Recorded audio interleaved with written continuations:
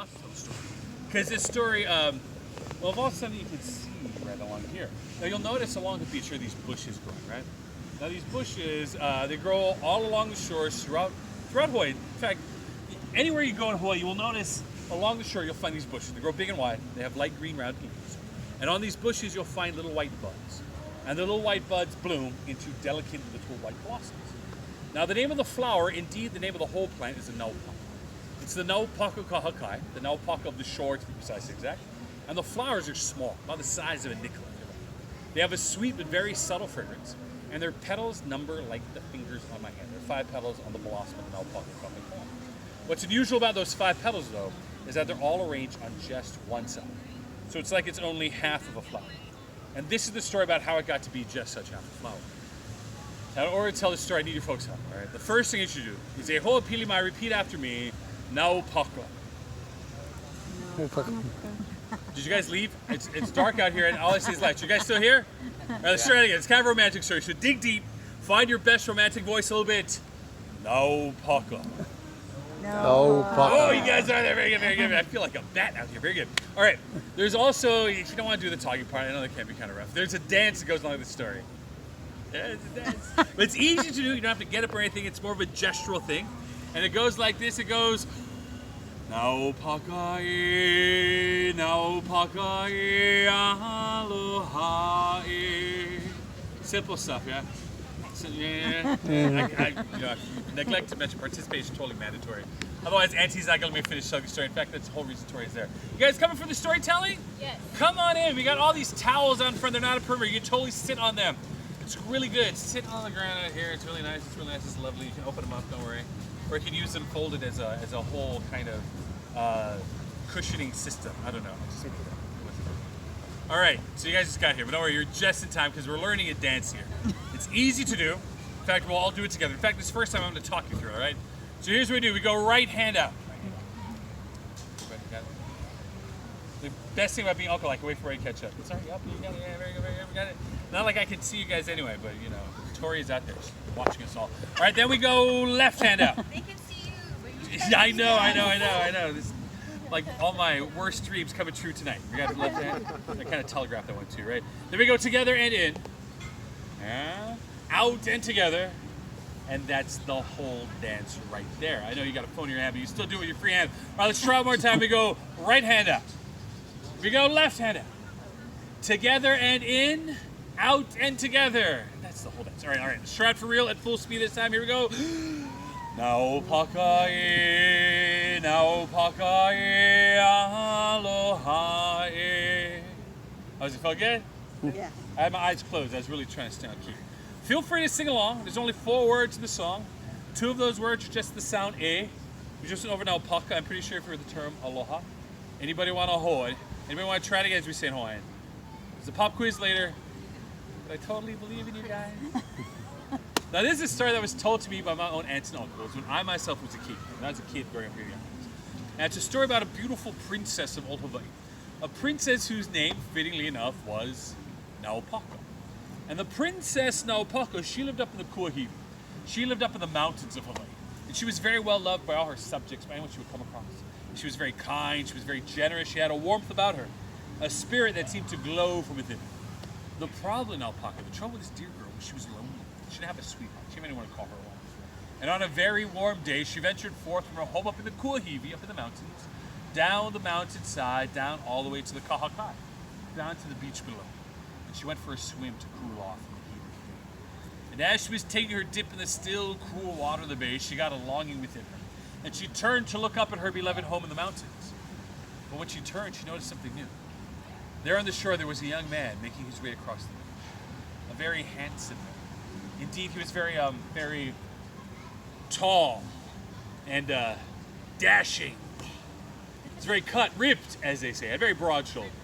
And over one of those shoulders, he had a fishing net slung as he looked out across the bay.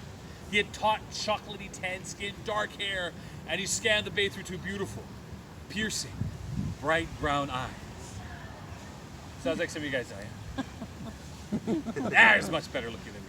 His name was Koi, and he was a Lavaita. He was a fisherman of the area. And as soon as Naupaka saw him there on the shore, ooh, she was captivated by those good looks.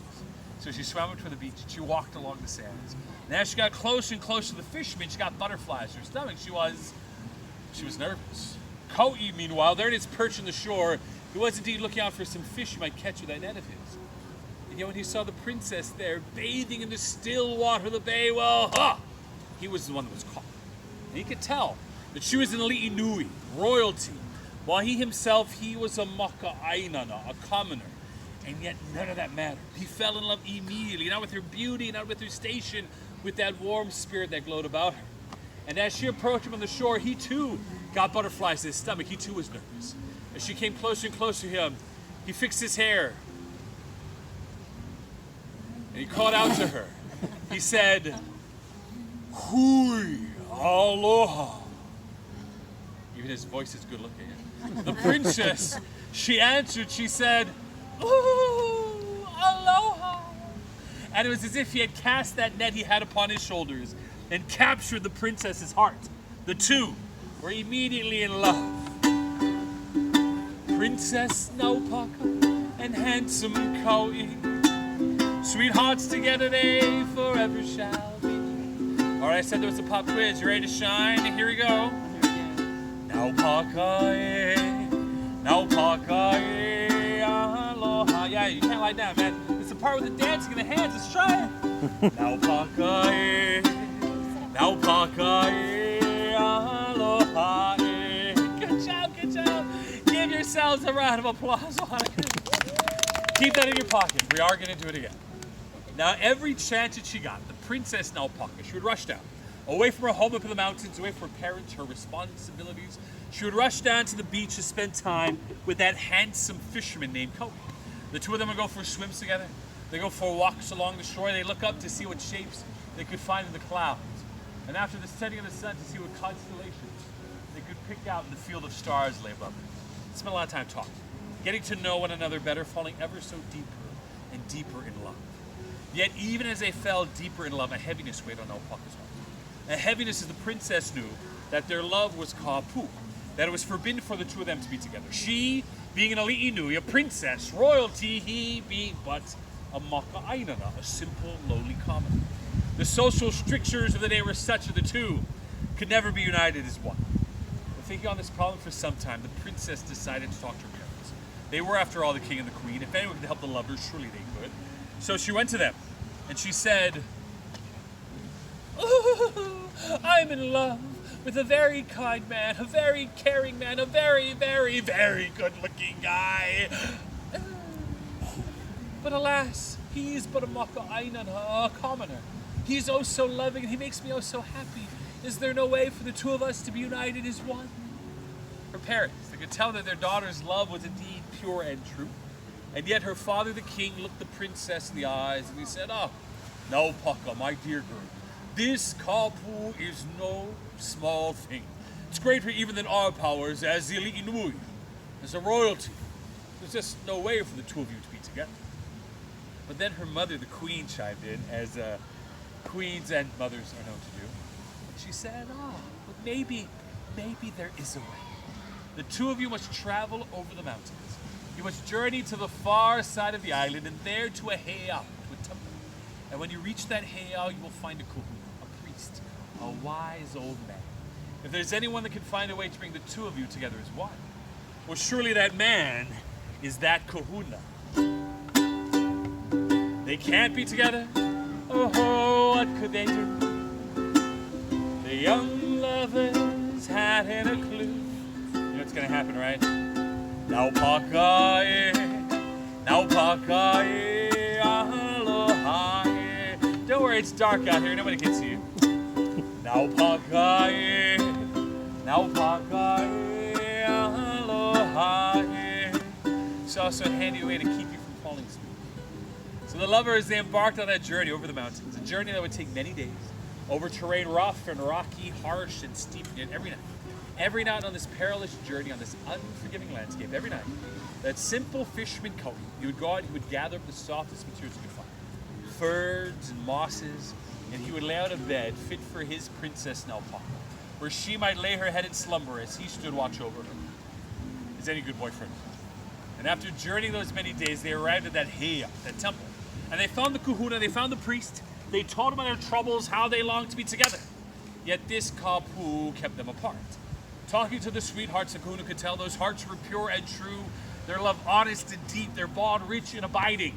And yet even he looked the lovers in the eyes and he said, this kapu is no small thing. It's greater even than my powers as kahuna. The only ones that can help you two, the only ones that can give you their blessing are Naupaka, the gods themselves. You must ask them. You must ask them for permission. You must ask them to send you a Aulani sign, allowing the two of you to indeed be united as one. And with that, the kahuna prayed with the sweethearts, asked the gods above for their help, for their intercession, asking them to send that Aulani, to send that sign. And then he himself retired, leaving the lovers alone to wait for their answer. It was a beautiful day. There wasn't a cloud and the bright blue sky was sunny. It was clear. When suddenly the skies turned black, day became night. A hard rain fell, pelting, beating the lovers.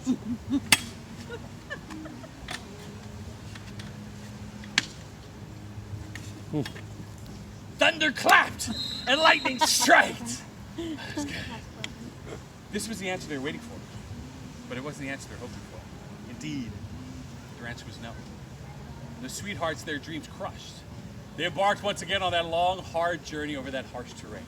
A journey made all the more bittersweet as they knew that these were the last days they would spend together. As they approached their home side of the island, the princess Naupaka, she took a simple white blossom from behind her ear, and she tore it asunder. She broke it in two, giving one half to her sweetheart Kau'i, and keeping one lonely half for herself. She made her way back to her home up in the Kuahivi, up in the mountains. Kau'i the fisherman back to his home in the Kahakai, the beach. And never would the lovers be together again.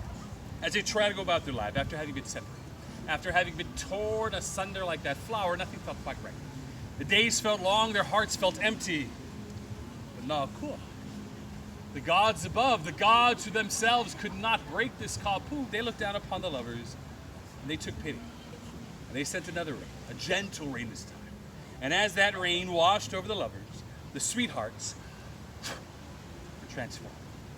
Kau'i the fisherman in his home by the sea became that beautiful 5-petal blossom we find growing along these shores.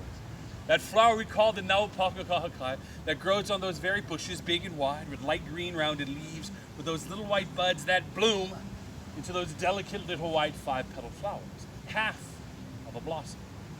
The princess Naupaka in her home up in the Kuahivi, well, she became another kind of flower, a similar flower, but one with 4 petals instead of 5. One that grows not along the shores of these islands, but up in the mountain home of the princess.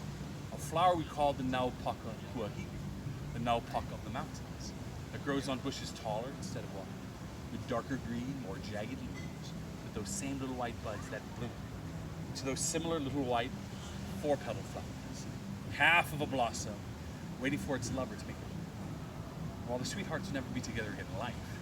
Here in Hawaii, we believe that we travel Mauka to Makai, from the mountain to the sea and back again. Well, friends, it's up to us to play matchmaking, to bring the princess Naupaka once again together with her sweetheart Kau'i, and make that delicate blossom, that lovely flower, to make their innocent lovers' hearts whole once more.